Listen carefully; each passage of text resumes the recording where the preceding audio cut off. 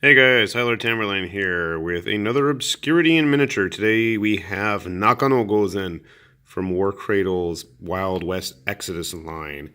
And this just came in the mail, and I just wanted to point out the lovely packing job that War Cradle did. Thumbs up, guys. I like getting my figures nice and pancaked. Hopefully, fingers crossed, we haven't actually opened this up yet. Our Nakano Gozen figure inside is going to be in one piece. She's very flashy, looking for a steampunk samurai. She can be used with the lawmen and outlaws, which just happen to be the two factions that I've already got painted up for Wild West Exodus, so hopefully we can finally someday get a game in. Why don't we take a look at what's inside my squished up pancake box here. Alright, so here's what we have inside the box. First thing to notice, that is a large, no, not a large, that's a medium-sized base according to the Wild West Exodus rules, which would be a 40mm base. And there is no card in sight. This is the second War Cradle figure that I have received with no cards. I don't know if that's just an issue with the figures I received, or if that's just what they're going to be doing going forward with one-off figures. The last figure I got that didn't have any kind of card was Waylon the Smith, who is also a special figure, so that could be the case. So let's see what we got here, because this is truly an unboxing. I have not even taken a look at what's in here yet myself. Looks like we've got her head right here. Kind of important to have those. Excuse my big fleshy fingers as I obscure all the details there. Because what kind of obscurity miniature would it be if things weren't obscured? So you can see nice facial expression, nice deep dark features carved in there, so that'll be good for trying to paint her face, which I might just cheat and fill in with a wash, but we'll see. Nice ornamental detailing on that helmet. That's going to be a fun pain in the butt to paint. Moving on, what do we have here? Swords. Swords are always good. I do like the filigree on her gauntlets there. That's always a nice one.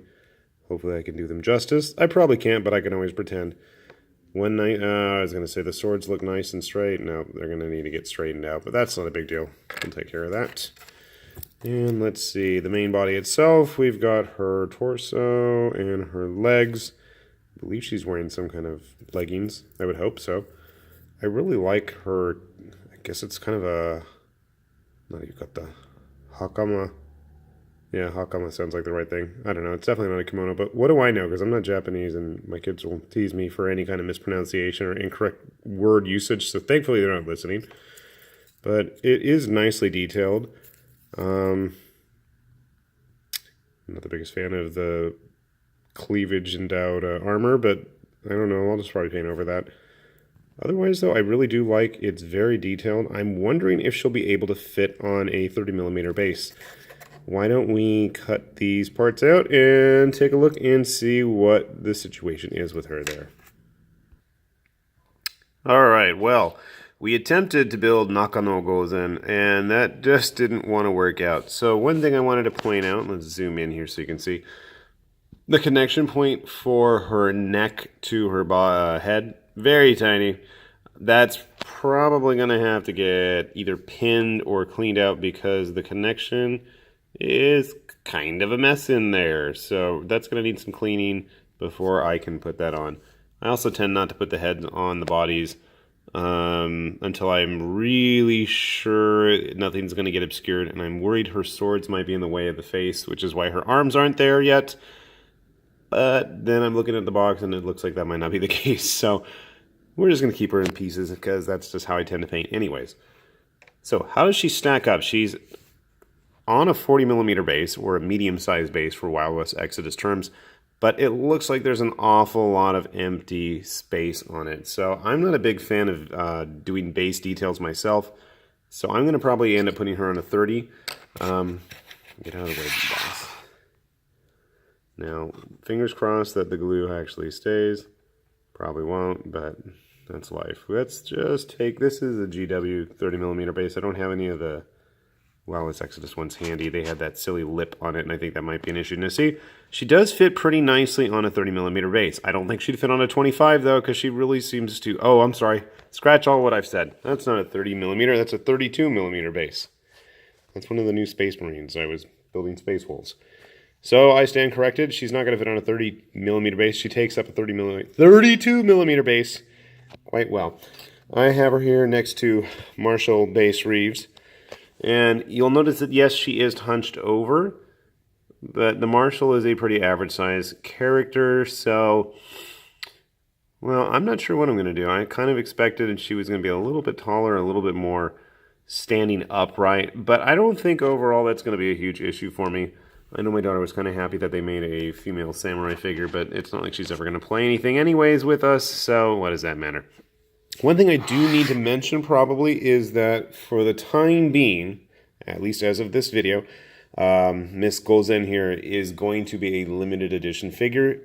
For 2018, she was only available during any kind of convention that War Cradle was attending, or on their website as well during those big gaming convention times as well.